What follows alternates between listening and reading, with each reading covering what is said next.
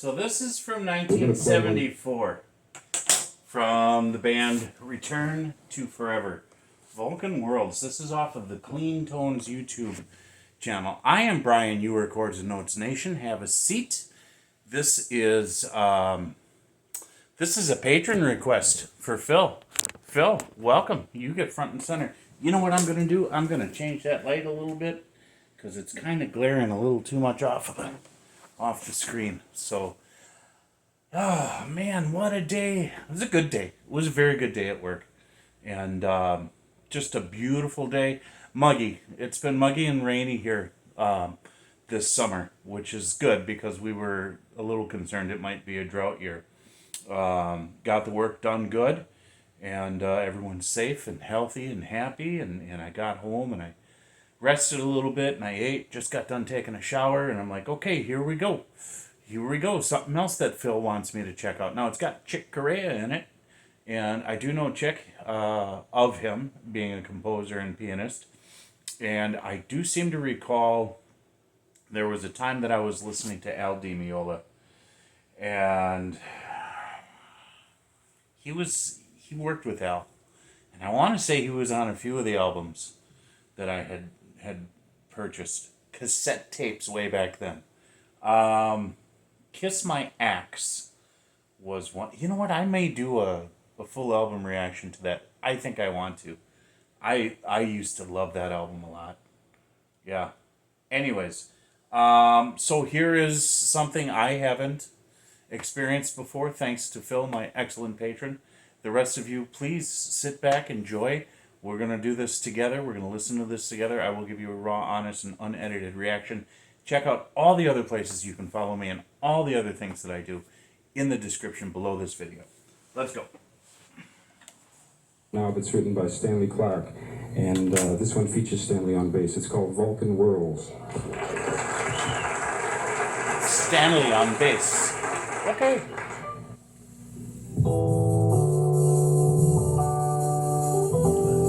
It's gonna be jazzy.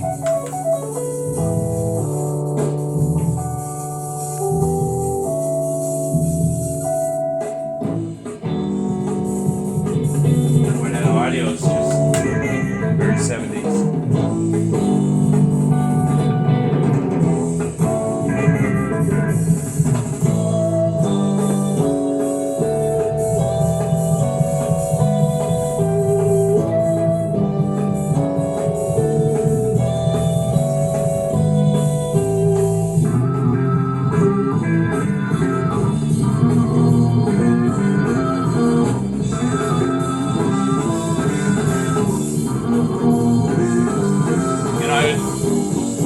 Rock took a lot from jazz, I believe. All the weird changes and directions.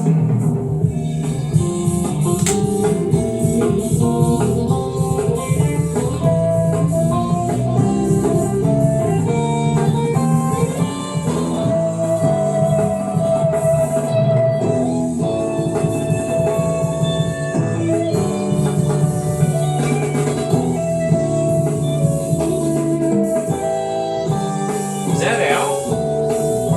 Did Al play in Return to Forever?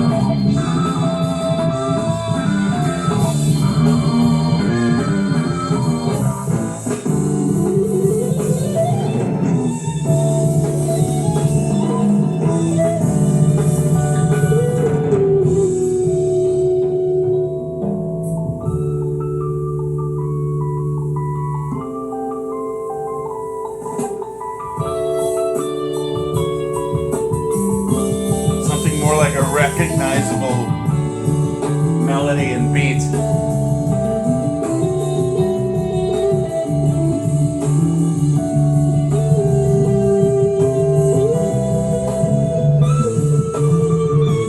little bit more standard timing.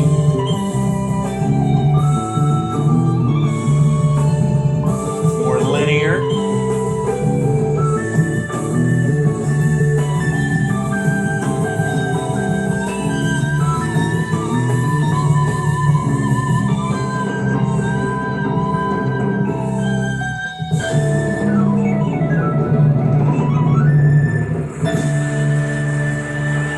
I think that is Al.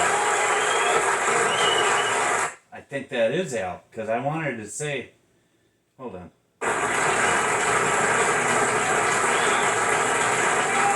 I wanted to say I recognized the name Return to Forever, and I think it was back in the days when I was listening to Al. I think he was in this. I think that was him. It was hard. It was just getting the side profile, but it sure looked like a real young Al Di Meola. But the playing style and the guitar were very much what I remember of him. Anyways, so, this jazz fusion stuff from the 70s, there is a correlation, there is a relationship between that and prog rock. And it reminds me very much of this early Genesis stuff that I struggled with. Because I stopped doing the album by album reactions because they were just so keyboard heavy, and it's just difficult. But some of the prog that just starts to go everywhere and not make sense musically. And what do I mean by that? It wasn't until the end where there was something a little more linear, a little more, how do I want to put, a little more recognizable as far as like a standard beat and groove, and they're not just holding it for a couple of bars and then boom, shooting off to Saturn and then shooting off to Uranus. So this is the kind of music where for me, it is best listened to in very small chunks, here and there. Because if I start to make that a steady diet, I find that it echoes the insanity that goes on in this head with my thoughts just shooting all over the place. It's kind of is a reflection of that. But here you have amazing talent. So do you think about what they have to do to hold this together, to make this work? And you think about the musicianship, the communication beforehand. If there was improv in this whatsoever, it had to come off of chemistry, of knowing where they were in the song. And that's going to be laid down by the rhythm and the groove, which was basically in the drums. But the drums seemed like they were doing whatever they wanted to do. And that's what this is all kind of comes down to. It has this seeming appearance that all of these instruments are just doing whatever, but it's kind of like the stream of consciousness writers. And it seems like stream of consciousness playing, but there is a thread that holds it together. And what I really liked about this was the call and answer. And it wasn't just keyboards and guitar, it was keyboards and guitar and bass. But the drums were in there too. It just wasn't, they were percussive. It was percussive rather than the strings or the synthetic strings. So, this was a treat, most definitely. This is like caviar, and I've never had caviar. This is like something expensive that I would never by myself, but someone would treat me to. That's kind of what this is. So very cool, very cool. Thank you, Phil, for bringing this to my attention. I did enjoy it. I did. But like I said, these sorts of things are going to be a little bit here, a little bit there. And that's how we go.